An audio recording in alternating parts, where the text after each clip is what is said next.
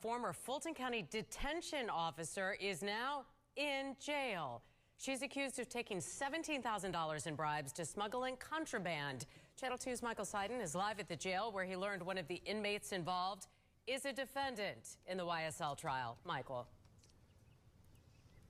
Linda, we've learned that when investigators searched this former detention officer's iPhone, they found financial transactions, some of which were between that defendant, Marquavius Huey's family and this former jailer. Tonight, though, we have learned through this investigation that they believe 4 other inmates were also accused in this criminal scream.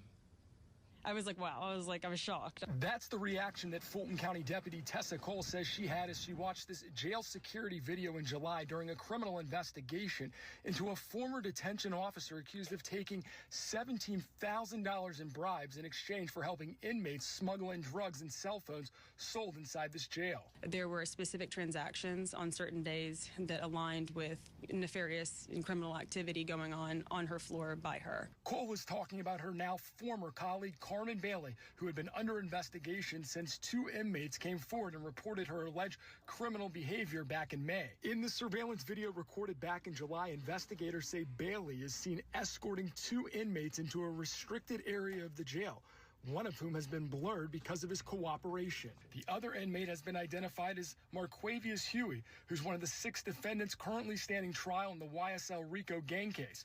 Court records accused Huey's mother and brother of paying Bailey a combined $1,500 to help him sell contraband to other inmates.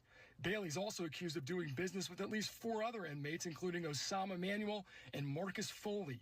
Both men are awaiting to stand trial on gang and murder charges. We've started to really implement a lot of data to track, obviously patterns. And in this tracking, the amount of contraband found on the floor that she was operating and, had a duty post orders, it was an uptick.